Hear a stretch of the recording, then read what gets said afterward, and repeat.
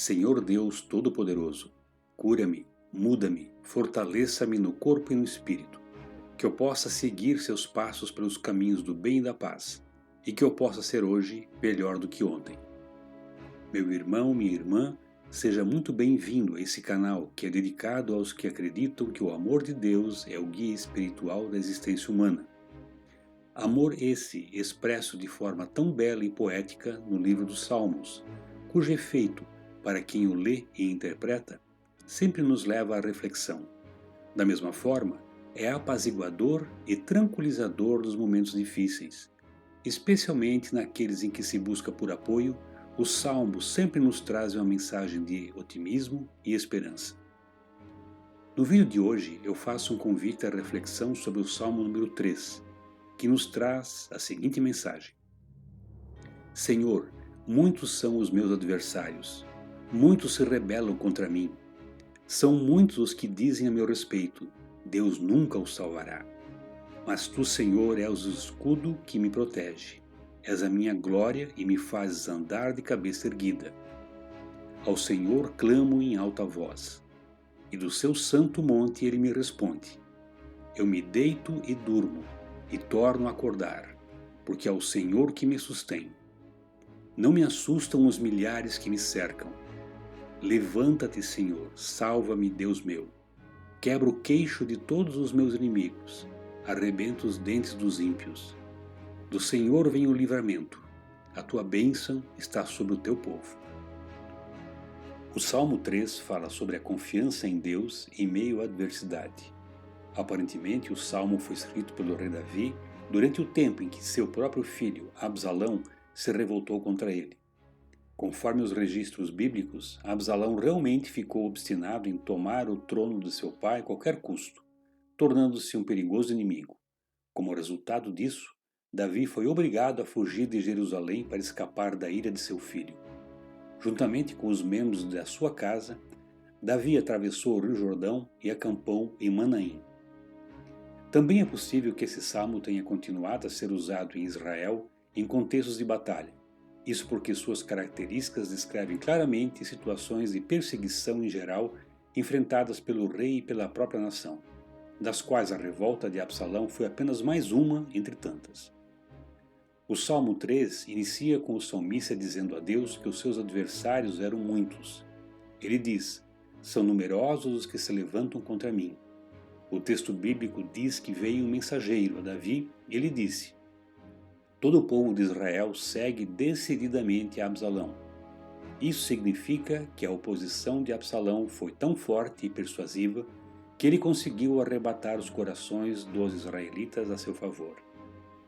Frente ao cenário hostil que se apresentava diante dele, o salmista contrasta sua observação melancólica acerca das aflições que o cercavam, com sua inabalável confiança em Deus.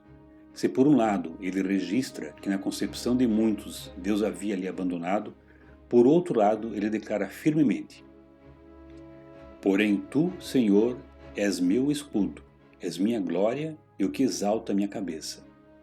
Essas palavras de Davi lembram a conhecida declaração do apóstolo Paulo: que diremos, pois, a estas coisas? Se Deus é por nós, quem será contra nós?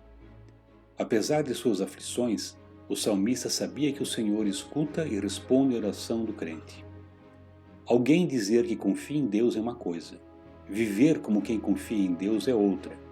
Nos versos seguintes do Salmo 3, o salmista mostra que a sua declaração de confiança em Deus não era vazia e superficial, mas era algo que norteava sua vida, apesar das dificuldades enfrentadas. Por esse motivo ele diz: deito-me e pego no sono, acordo porque o Senhor me sustenta. Davi expressa sua confiança em Deus usando a figura de alguém que é capaz de dormir tranquilamente num acampamento de guerra, embora o inimigo estivesse ao seu redor. Na verdade, ele viveu literalmente essa situação. Este era o pano de fundo da vida de Davi, naquele momento. Na boca de um incrédulo, essa ideia soa como imprudência, mas na boca do crente, essa ideia se apresenta como um testemunho vívido do sustento e da proteção de Deus. Note que Davi começa o Salmo 3 dizendo: são numerosos os que se levantam contra mim. Mas no mesmo salmo, ele explica qual é a sua postura prática diante desse cenário à luz do cuidado divino. Não tenho medo de milhares do povo, que tomam posição contra mim de todos os lados. O salmista confiava em Deus e sabia que suas orações sinceras eram ouvidas pelo Senhor. Por isso ele não perdeu tempo e praticou a oração. Levanta-te, Senhor, salva-me, Deus meu, pois feres nos queixos a todos os meus inimigos e aos ímpios quebras os dentes. Tem gente que diz confiar em Deus, mas não fala com Deus em oração. A prática da oração contínua e perseverante é um dos sinais distintivos de que alguém realmente possui a verdadeira fé.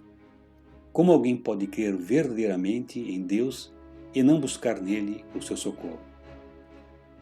Os intérpretes enxergam essa oração de Davi como um tipo de grito de guerra evocando a presença de Deus na batalha. Também é notável que a preocupação de Davi em sua oração não é meramente com sua pessoa, mas é com a honra do Senhor. Deus havia constituído Davi como o rei de Israel, e qualquer um que quisesse usurpar sua posição estava desprezando o próprio divino. Estava querendo colocar sua própria força acima da vontade de Deus.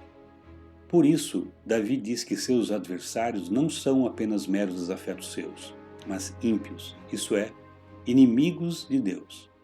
A expressão feres os queixos refere-se a um golpe no rosto que significava um sinal de grande humilhação.